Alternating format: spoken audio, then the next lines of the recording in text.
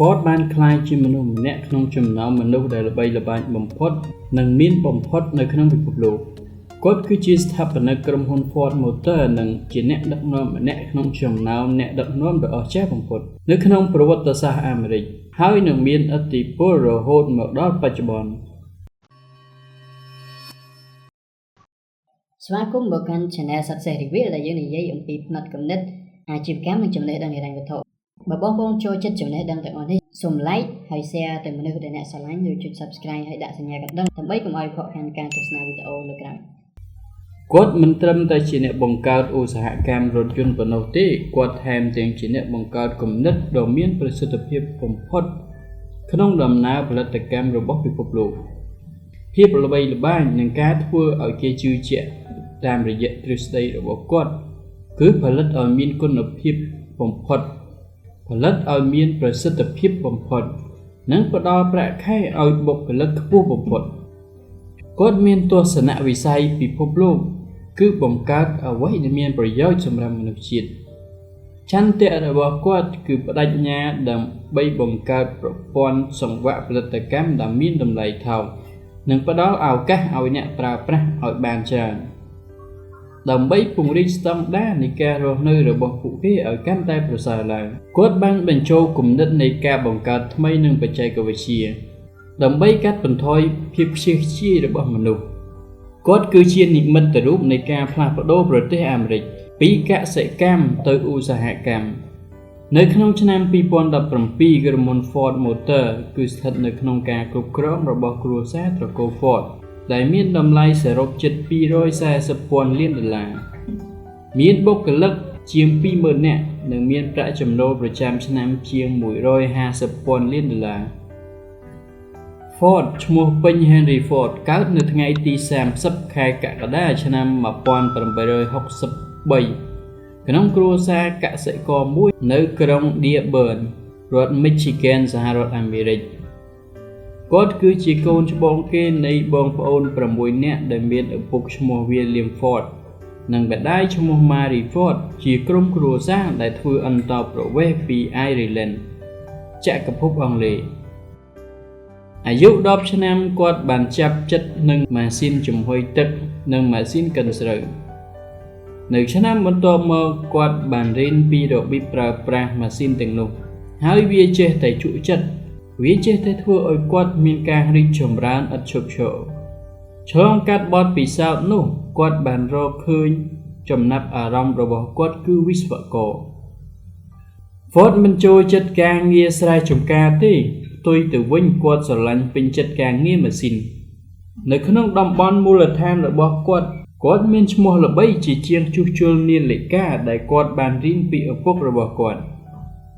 នៅពេលម្ដាយគាត់ស្លាប់ទៅនៅក្នុងឆ្នាំ1876គាត់បានមើលឃើញពីហេតុផលតិចតួចដែលត្រូវនៅធ្វើស្រែចម្ការបន្តគាត់បានរំលឹកថាខ្ញុំមិនដែលស្រឡាញ់ពេញចិត្តការងារស្រែចម្ការម្ដងណាទេវាជាស្រែចម្ការរបស់ម្ដាយខ្ញុំបន្ទាប់មកគាត់បានផ្លាស់ប្ដូរទៅទីក្រុង Detroit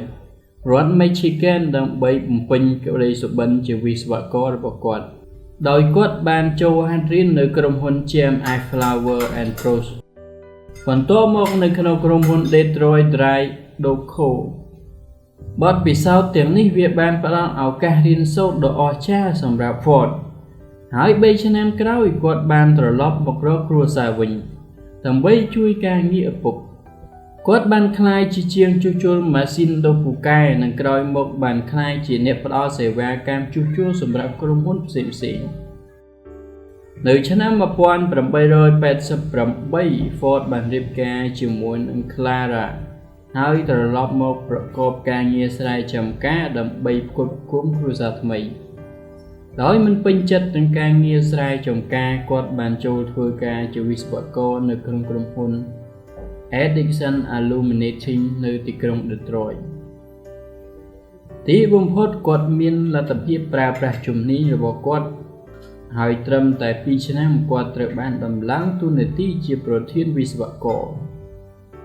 ខណៈដែលធ្វើការនៅទីនោះគាត់ត្រូវបានលើកទឹកចិត្តពី Thomas Edison ដោយផ្ទាល់ឲ្យជួសជុលម៉ាស៊ីន ផ្នែកខាងក្នុងហើយគាត់បានរកឃើញពីកម្លាំងប្រេងដែលអាចអុករទេះតូចៗបាននៅកំឡុងពេលធ្វើការឲ្យក្រុមហ៊ុន Ford បានឃើញថាគាត់មានពេលវេលានិងថវិកាគ្រប់គ្រាន់ក្នុងការធ្វើការពិសោធន៍ជាមួយនឹងម៉ាស៊ីនដោយប្រើប្រេងសាំងដែលគាត់បានឃើញថាវានឹងកើតមាននៅពេលអនាគតនៅក្នុងឆ្នាំ1896គាត់បានបង្កើតប្រវត្តិសាស្ត្រគឺគាត់បានបង្កើតរថយន្ត Quadricycle ផ្ទាល់ខ្លួនដោយមានកង់2បញ្ចូលគ្នានិងប្រើម៉ាស៊ីនប្រេងសាំងគាត់បានបន្តរយៈពេល3ឆ្នាំទៅលើការរចនាម៉ូដ Quadricycle ឲ្យកាន់តែល្អប្រសើរឡើងនៅក្នុងឆ្នាំ1899គាត់បានចាប់ផ្ដើមបង្កើតក្រុមហ៊ុនទី1ដែលមានឈ្មោះថា Detroit Automobile Co. តែក្រុមហ៊ុននេះមានដំណើរការបានរយៈពេលខ្លីក៏បរាជ័យទៅវិញបន្ទាប់ពីនោះគាត់បានចាប់ផ្ដើមបង្កើតក្រុមហ៊ុនថ្មីទី2ដែលមានឈ្មោះថា Henry Ford Co. ហើយដំណើរការបានប្រហែល1ឆ្នាំក៏ដួលរលំម្ដងទៀតទោះបីជាយ៉ាងណាក៏ដោយ Ford បន្តការកែលម្អនៅការរចនារថយន្តរបស់គាត់ហើយគាត់ក៏បានចាប់ផ្ដើមផ្ដោតលើរថយន្តប្រណាំងនៅពេលដែលគាត់ប្រកួតឈ្នះកេរ្តិ៍ឈ្មោះរថយន្ត Ford ក៏ចាប់ផ្ដើមល្បីសុសសាយនៅថ្ងៃទី16ខែមិថុនាឆ្នាំ1903អ្នកវិនិយោគទុន11នាក់បានចាប់អារម្មណ៍និងប្រមូលប្រាក់បាន$28,000គាត់ក៏បានបង្កើតក្រុមហ៊ុនលើកទី3ឈ្មោះថា Ford Motor ឡើង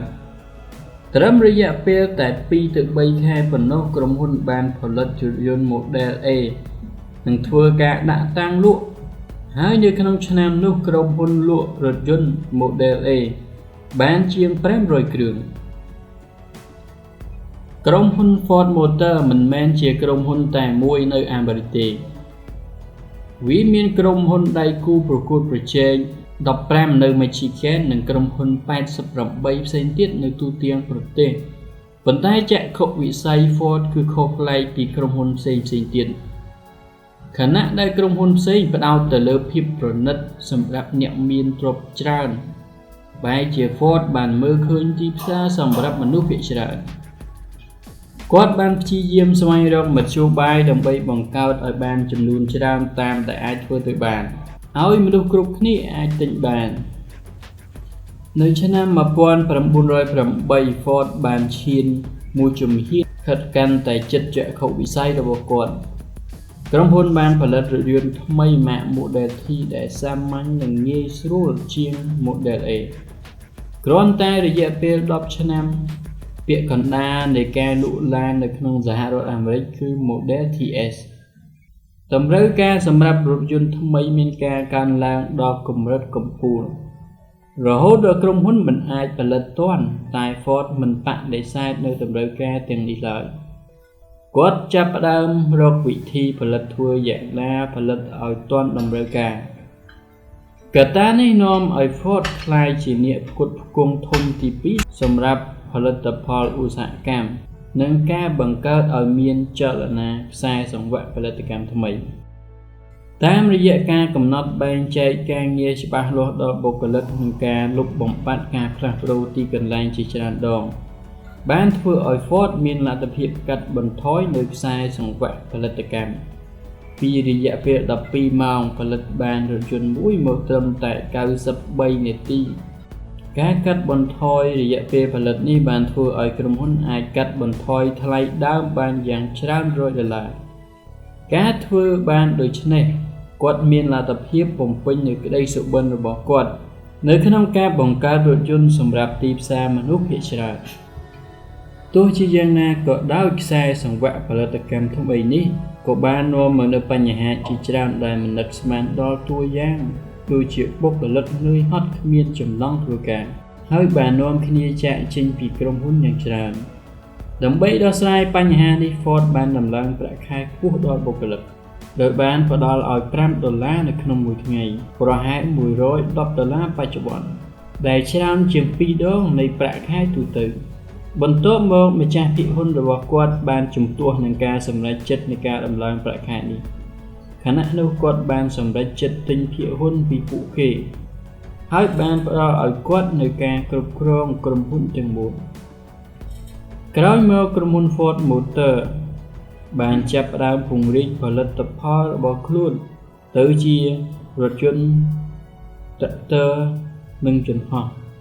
ហើយបានក្លាយជាក្រុមហ៊ុនទី1ដែលមានកម្មវិធីហោះហើរទៀងទាត់សម្រាប់អ្នកដំណើរនៅពេល2ទៅ3ទសវត្សរ៍ក្រោយមកក្រុមហ៊ុនបានជួបបញ្ហាជាច្រើន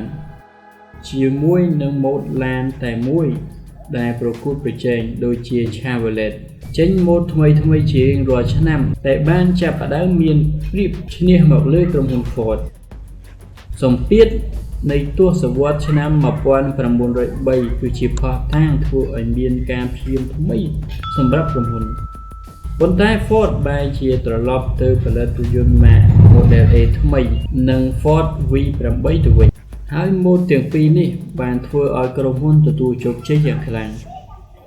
នៅពេលដែលគាត់ចុះកិច្ចសន្យាផលិតយន្តហោះចម្បាំងជាមួយនឹងរដ្ឋាភិបាលគាត់ក៏មានជំងឺបេះដូងគាត់បានផ្ទេរក្រុមហ៊ុនឲ្យកូនប្រុសរបស់គាត់ Edsel ជាអ្នកគ្រប់គ្រងតែកូនគាត់បានស្លាប់ទាំងវ័យក្មេងអាយុ49ឆ្នាំដោយសារជំងឺមហារីកហើយបានបង្ខំឲ្យគាត់មកគ្រប់គ្រងក្រុមហ៊ុនម្ដងទៀតមិនដល់ឆ្នាំ1945ផងដោយសារសមត្ថភាពគាត់អន់ថយ Ford បានតែងតាំងចៅប្រុស Henry Ford II ឲ្យធ្វើជាប្រធានក្រុមហ៊ុន Ford Motor Ford បានស្លាប់នៅក្នុងឆ្នាំ1947ដោយសារជំងឺដាច់សរសៃឈាមខួរក្បាលគាត់បានធ្វើឲ្យមានបដិវត្តន៍ផលិតផលឧស្សាហកម្មរថយន្តនៅពិភពលោកសពថ្ងៃក្រោមការគ្រប់គ្រងដោយត្រកូល Ford ក្រុមហ៊ុន Ford Motor មានតម្លៃសរុបជិត$240,000 លានមានបុគ្គលិកប្រមាណ 20,000 នាក់និងមានចំណូលប្រចាំឆ្នាំ$150,000 លានហើយនឹងគឺជាក្រុមហ៊ុនដ៏ធំមួយនៅក្នុងចំណោមក្រុមហ៊ុនធំជាងគេទាំង10នៅក្នុងពិភពលោកឈ្មោះរបស់គាត់គឺជាតំណាងនៃក្តីសុបិនរបស់អាមេរិកនិងជាអ្នកជំនួយម្នាក់ក្នុងចំណោមអ្នកជំនួយដ៏លេចធ្លោបំផុតនិងល្បីល្បាញបំផុតរបស់ពិភពលោកគាត់មិនត្រឹមតែជាអ្នកបង្កើតឧស្សាហកម្មរថយន្តប៉ុណ្ណោះទេ